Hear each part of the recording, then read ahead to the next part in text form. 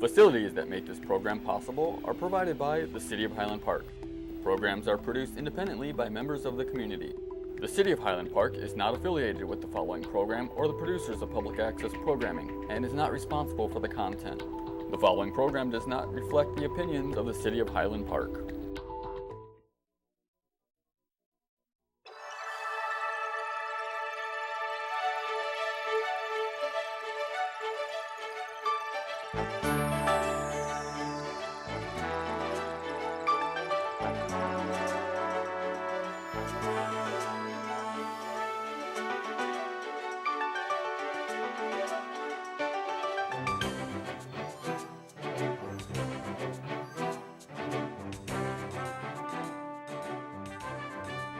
Welcome to Chill Out. I'm Pam Chill. I'm your host today, one of the Highland Park senior producers. And today's topic is the history and mystery of the Academy Awards. And as this morning, as we tape, the nominees just came out.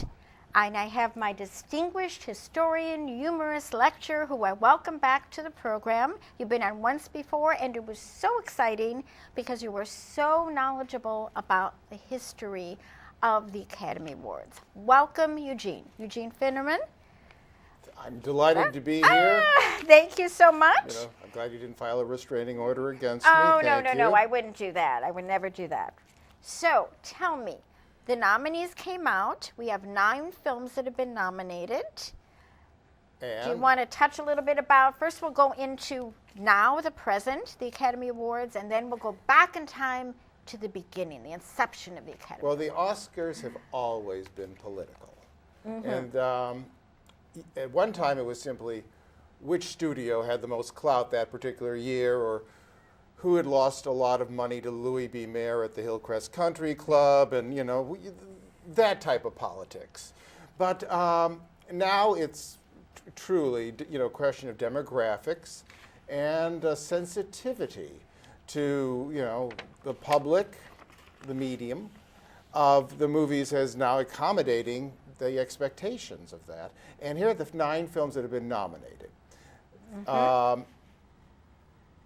3 Billboards Outside Ebbing, Missouri, The Shape of Water, Call Me By Your Name, Get Out, this is almost a World War II doubleheader, The Darkest Hour and Dunkirk, spoiler alert, we won, Lady Bird, Phantom Thread, and just to keep Meryl Streep occupied and honored, The Post. Okay, very, very good. And these are reflect. Some films are, shall we say, traditional dramas, such as The Post. A star turn here. Here's Meryl Streep doing Katharine Graham, and historical epics. Hollywood has always, actually excelled at them. That would be The Darkest Hour and Dunkirk.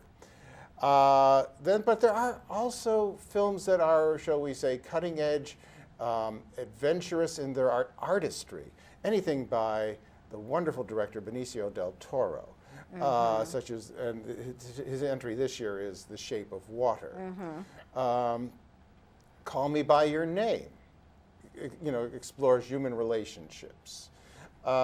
Get Out, truly a black comedy that's a horror story. Lady Bird, which is exceptional in that it's a showcase for a remarkable young actress, Saoirse Ronan, and it's directed by also an actress who is very well known, Greta Gerwig. This is her first attempt at directing, and attempt is an understatement. Her first achievement at directing. So that is a reason the film has been. I mean, here's a lot of critical acclaim for a that lot of film. critical Yes. acclaim, and the gender advantage. Hollywood could say, "See, we're not all men." We're trying to exorcise the ghost of Harvey Weinstein, although he certainly did not invent the casting couch. That was also a proud Hollywood tradition. By proud, I'm being facetious, but a very old Hollywood tradition. What's happened to today's actresses are exactly what happened to Jean Harlow in the 1920s. So keep that in mind. Anyway, but as I said, Hollywood's always been political. The Oscars are a political statement. They were, let's mention Louis B. Mayer again. I mean, he was a man of, risen from nothing, not born in this country, but what had been the Russian Empire. And by the 1920s, he had the single most successful studio in Hollywood, Metro-Goldwyn-Mayer. Now, Metro is merely an adjective. Samuel Goldwyn was, although a producer, merely a passing phase. But Louis B. Mayer was the king and would remain the king for decades. And he felt he was rich and successful, and he wanted recognition. He wanted respectability. Is that how the Academy Awards came about? That is largely how the Academy Awards. I mean, think of the name of it. It's not merely the Academy. It's the American Motion Picture Academy of Arts and Sciences. I mean, well, one of Louis B. Mayer's sons went to college, so that's where they probably came up with the need to let's include science just to make it sound even better. But was there really any science in there? Well, technology, of course. Technology, right. I mean, bear in mind, cinematography was among the earliest Academy Awards. The very first Academy Awards were in 1929. It's 90 years old now. Yes. Yes. And it was a banquet, as most of them were until about 1945. Banquets. And the first Academy Awards, the dinner obviously lasted about an hour. The actual presentation lasted 15 minutes, and they gave out 14 awards. Now, most of the awards we'd recognize. Best Picture, Best Actor, Best Actress. They actually had two categories for Best Director. They had Best Director for a film, Best Director for a comic film. They distinguished between the two at the time. Best Cinematography. They didn't have Best Song until the mid-30s. 1934, The Continental. Would you like me to sing it? Da-da-da-da-da-da-da-da-da.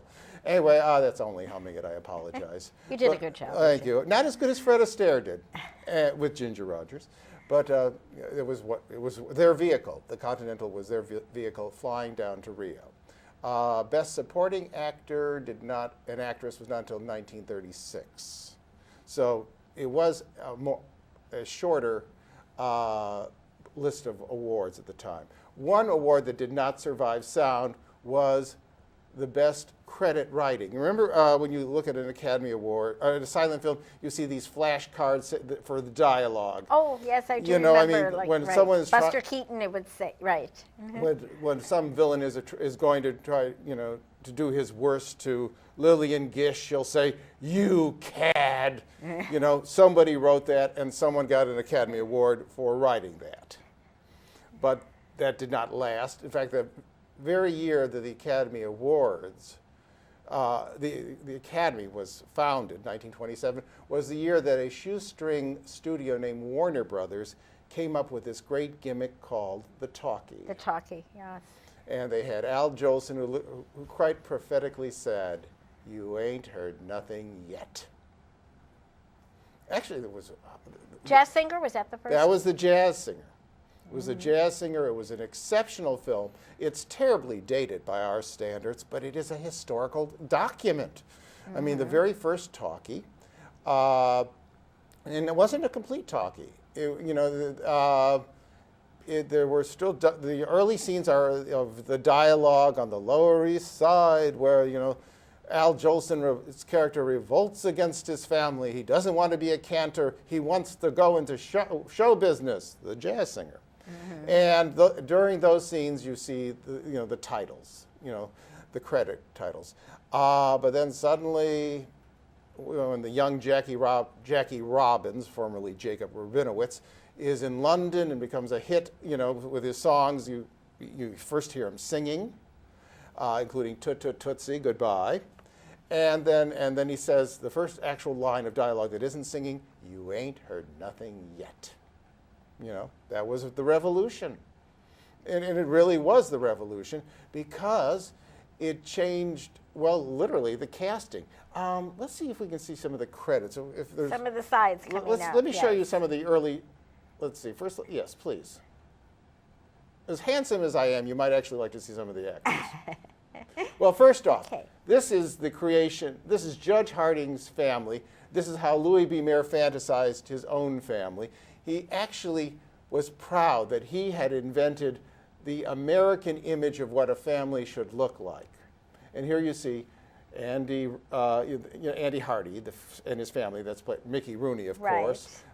Fine actor named Louis Stone, who played the father. And this is the image that Louis B. Mayer, the series that Louis B. Mayer produced, and that he wanted to promote as the image of America. You know, and so if your family didn't look like that, you felt guilty and ashamed. But let's see what the real Louis B. Mayer's family looked like. A little less Episcopalian. Yes. You know. He had two daughters, both of whom married producers, one of whom became the very famous, David O. Selznick. Oh, okay. You know. Uh-huh. But that's the real family of Louis B. Mayer. Here's one of the the first swashbuckling star. That is Douglas Fairbanks. Oh, he was very young there, huh? Well, actually, he was in his 30s. Oh, okay. And if he was a short man, he was dark. If you wouldn't look twice at him if you saw him in Highland Park or in the North Shore. Mm-hmm. Not gorgeous by any stretch of the imagination, but his personality comes through. He is so exuberant, so charming, and he did his own stunts too. You name the epic of the 20s, he was the star. Here he is in The Thief of Baghdad, and he played Robin Hood too. He was D'Artagnan and the Three Musketeers. He was the he was the founder of the Swashbucklers. Uh-huh. Like a pre-Johnny Depp. No, because Johnny Depp is there are layers to Johnny Depp. Uh-huh. And you sometimes think he's doing self-parody, which he is. But here, this is just pure joy. He is contagiously irresistible. Douglas Fairbanks Sr. The son was a fine actor too. But and when he married Mary Pickford, that they were the king and queen of Hollywood royalty. She was America's sweetheart, even though she actually was Canadian. And Douglas Fairbanks, was a superstar of the 20s, Uh-huh. of the late teens. We were and 20s. really enamored then with the movie stars. If you could now, not as much. I don't think. I think things have changed. Douglas Fairbanks, Charlie Chaplin, who's English, Mary Pickford alone could have created a trade surplus for the U.S. economy. Their films were so popular. And Douglas Fairbanks was the first president of the Motion Picture Academy. Oh. He was one of the founders of it, and the founding board obviously was really Louis B. Mayer, but Louis wanted someone who represented, well, first off, a charismatic, irresistible figure, and who better than Douglas Fairbanks to be the first president of the Academy of Motion Picture and Arts and Sciences. Now, here's the first actress to win an Academy Award. Mm-hmm. Her name was Janet Gaynor. Here she is in her film that's best remembered from, actually, in the first year, you did not win for a single film, but for a series of films. And here she is playing a prostitute with a heart of gold in Seventh Heaven. Oh, that seems like, to have that kind of role then. Well, films were actually more sophisticated in the teens and the 20s. It wasn't until the mid-30s that a censorship came into being. And so she would have then, by the 1935, she would have been a waitress with a heart of gold. But and only sell coffee, Yeah, coffee and apple pie, not she herself. would not have been a prostitute with a heart of gold. Now, here is an actor who was absolutely magnificent and a reprehensible human being. His name was Emil Jannings. Here he is in the Last Command.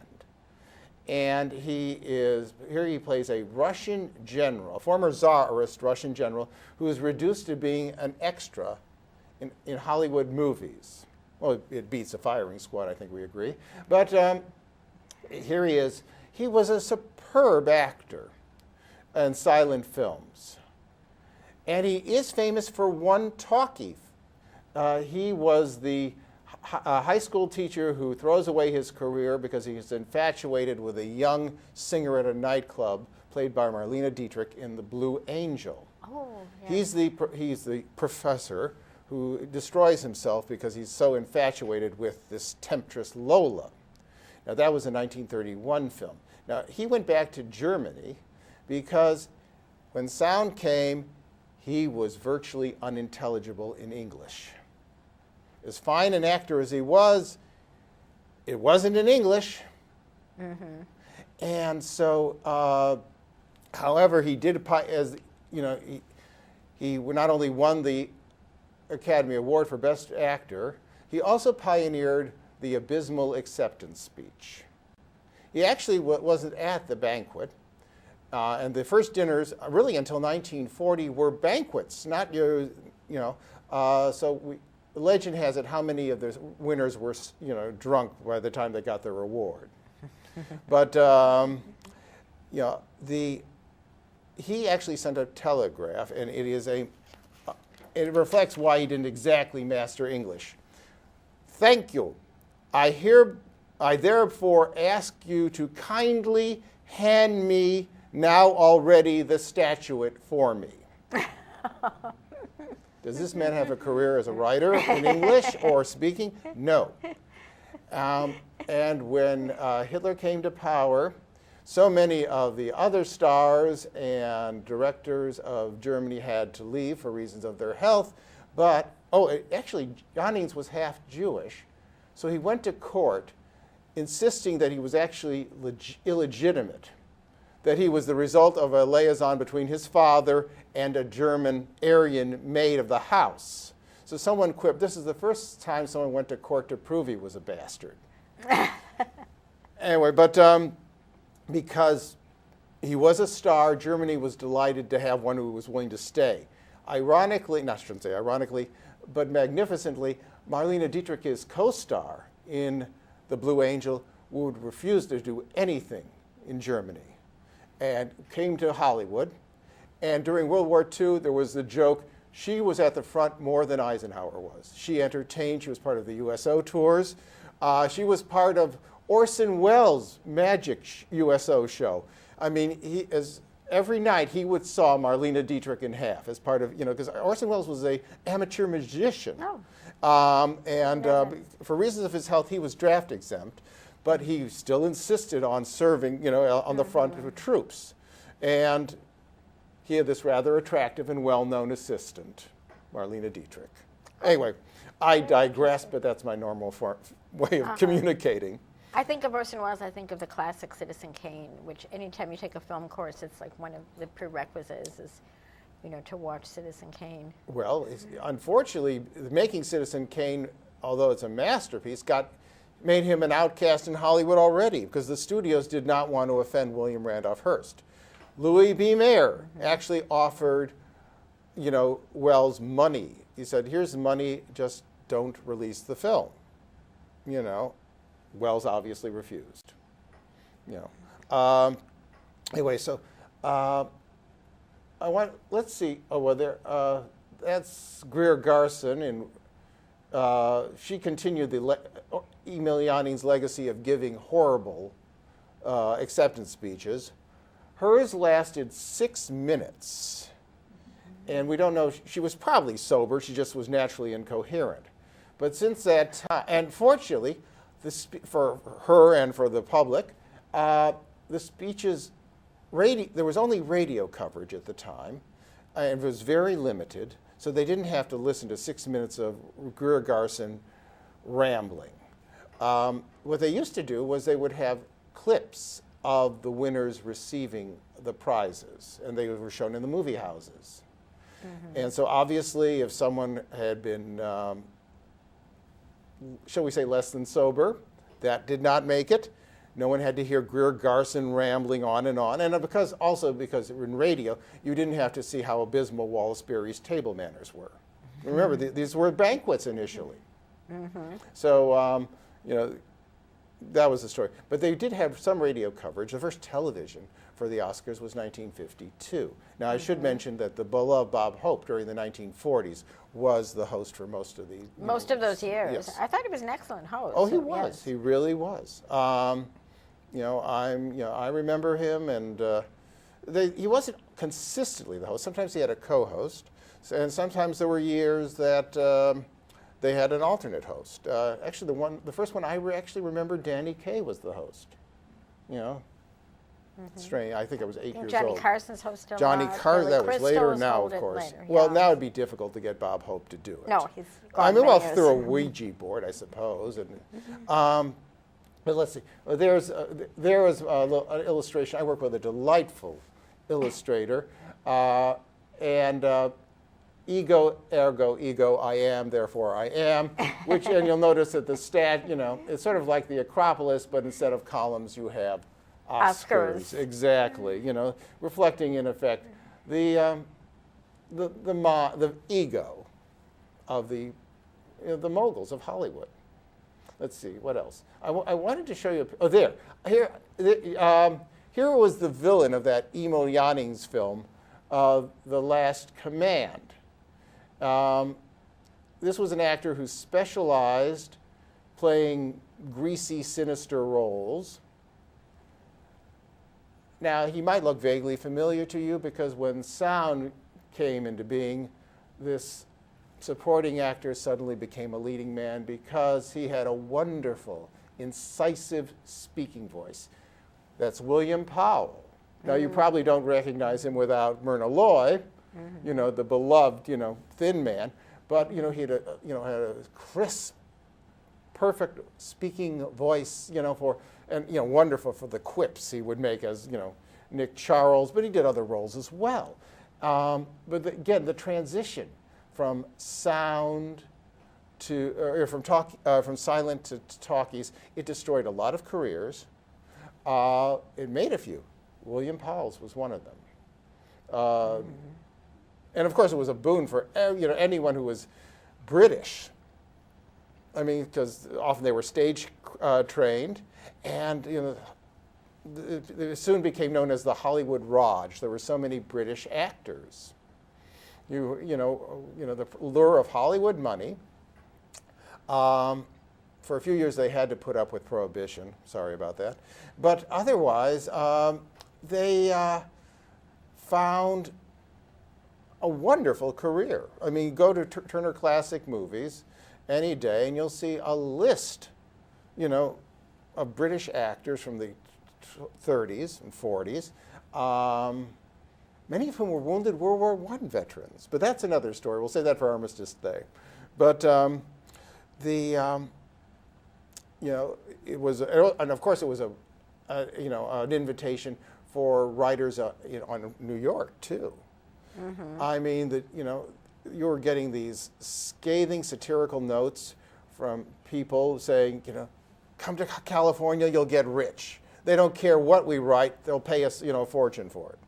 I mean, Charles MacArthur, Ben Hecht, Dorothy Parker, even highly regarded writers like William Faulkner, said, hearing of the easy money, couldn't resist. For the screenplays, yes. Oh, yes. They weren't always even produced, but just, having William Faulkner on the set, in the studio.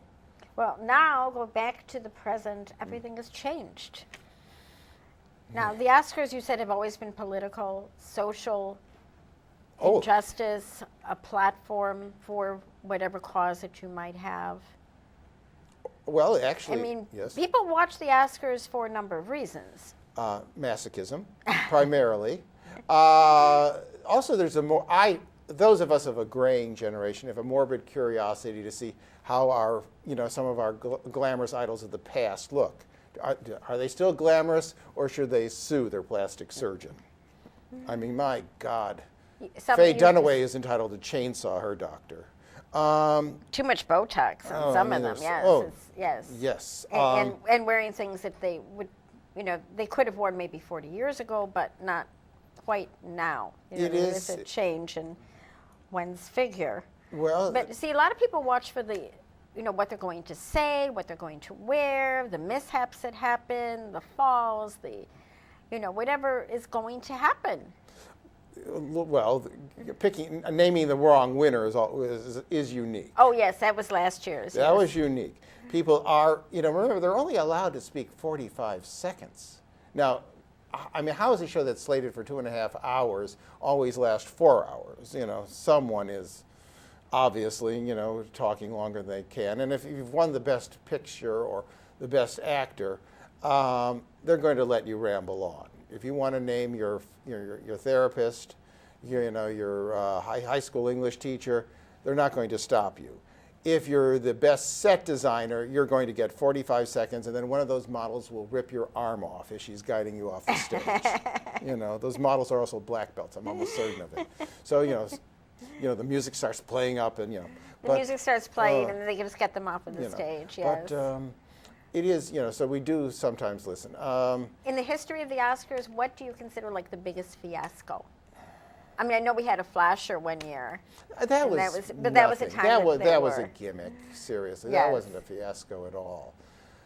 That's a difficult question. I've seen a lot of, like I said, trips, and I see a lot of people just rambling on and talking about things that were totally irrelevant. And well, that's the rule, not the exception. I mean, the ones who are actually coherent and incisive, that's so, uncalled for, unexpected. I think you've stumped me. I cannot say which particular episode. I can name several horrible speeches. Worst speeches you can imagine. Well, I can tell you when Laurence Olivier was given an honorary award, he sounded magnificent. And he's putting together, if you go sentence by sentence, it sounds wonderful. But he is actually incoherent. It makes actually, in this glorious firmament of that you have bestowed upon me. I mean, it sounds wonderful. It's like someone who has mastered Shakespeare without understanding it. And so he sounds superb, but he is just absolutely, if you read it, it doesn't make any sense. And he was going on for about 2 minutes this way. Right. Many years earlier, the first Oscar that lasted 3 hours was 1940, which is considered the golden age of Hollywood, and the year of Gone with the Wind, and Olivia de Havilland, Vivien Leigh won for Best Actress. And she's still alive, Olivia de Havilland. Olivia de Havilland, yes. Right. I think she's the only cast member of Gone with the Wind that is still alive. No, the actor who plays her son.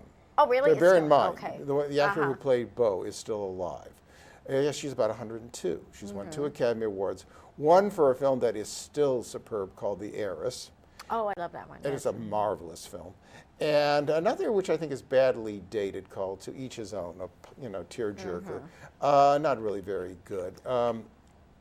Well, Eugene, we're gonna start, as we say in the business, wrapping it up. Hooray for Hollywood.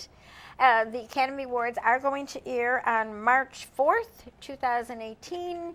Any predictions that you have? We won't hold you to it, don't worry. The only prediction I'm prepared to make is I will try to resist it and I'll still watch it.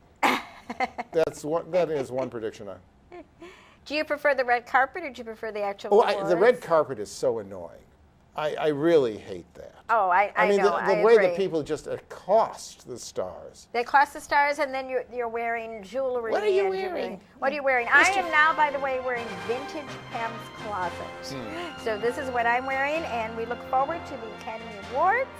And thank you so much for insight into the past and present of the Academy Awards, and we'll be watching. See you at the movies.